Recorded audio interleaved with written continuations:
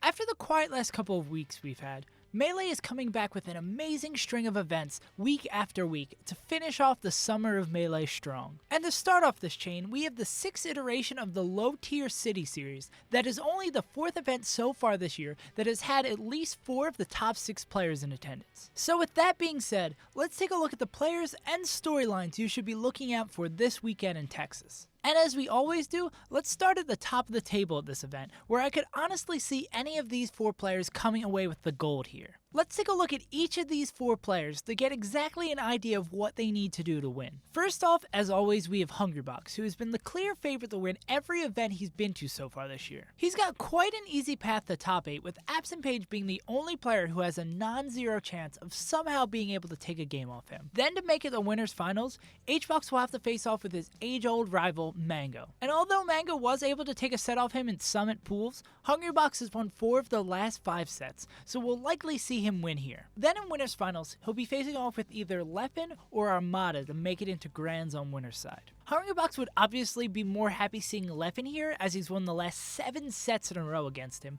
but this doesn't mean Leffen wouldn't be putting up a fight. But if Armada beats Leffen, Hungrybox's chances of winning Low Tier City drop dramatically, as he is the only player who is undefeated against Hungrybox in 2018. Hungrybox still hasn't won an event with more than 4 top 6 members in attendance this year, and he's starting to run out of time. So Low Tier City 6 will be huge in setting the tone coming into EVO for Hungrybox. Will he fail yet again to claim victory at a larger event and potentially make EVO the event that pushes Armada back to the #1 spot? Or will Low Tier City mark the beginning of another reign of destruction to finish off the summer? The next most likely to win the event is the aforementioned Armada, who also has an easy road to top 8 through Hugs, who is already 3-0'd twice so far this year. And probably his most critical match at the event is right at the start of top 8 in winners semis against Leffen. Armada is down 2-4 for the year against Leffen, but I say it's more of a 50-50 of who is going to be able to advance from this point. If he beats Leffen and then keeps his streak going against Hungrybox, it's hard to see anyone being able to beat him twice in grands. But if he drops this set against Leffen,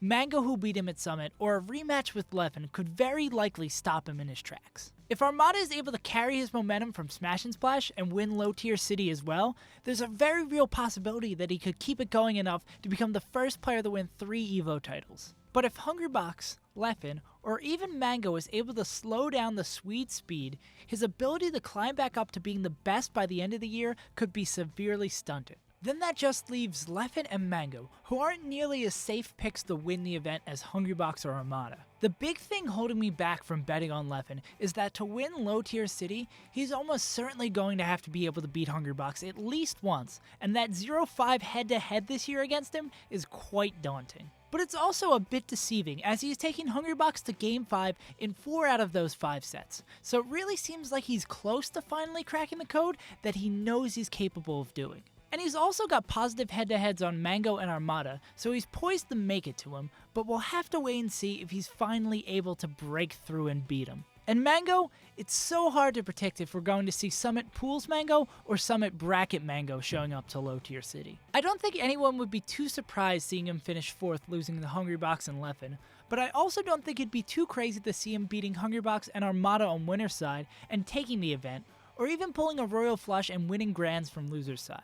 So honestly, I have no clue how Mango is going to perform at the event, but I know for sure his sets will be enjoyable to watch. But with the lead story out of the way, let's check out a few more players you should be keeping your eye out for this weekend, starting with the Texas hometown heroes. And it shouldn't come as a shock that Bananas, recently ranked 33rd best in the world, is the most important native to look out for. He's slated to get another shot at fellow up-and-comer Absent Page, who he took the Game 5 last stock at Optic Arena, but just wasn't able to close it out against him. But even if AP is able to best him again, a path of Hem Yojo, ALP, and None to make it into top 8 doesn't seem too bad either. But Bananas isn't the only Texan with the potential of making a top 8 run, as Uncle Mojo has got a great shot, but it would most likely involve multiple Texas team kills. After most likely being knocked into losers by Leffen in winners round 2, he's got to eliminate Bunk, a Peach main also from Texas. Next, he's projected to play either Android, who has failed to put up great results recently, or take out yet another Texan, Albert, and his Falco. And then finally, to make it into top 8, he's going to have to best Absent Page in the Fox Ditto, or assert his dominance over Texas one more time in a set against Bananas, who he's about even against at locals so far this year. And obviously these two are the most likely local players that make a run at the event, but home field advantage is a real factor in Melee, so don't be surprised if you see Albert, ALP, Bunk, or Hamyojo upsetting players whose names you're more familiar with. And before we close off this video, there's one more player I want to highlight.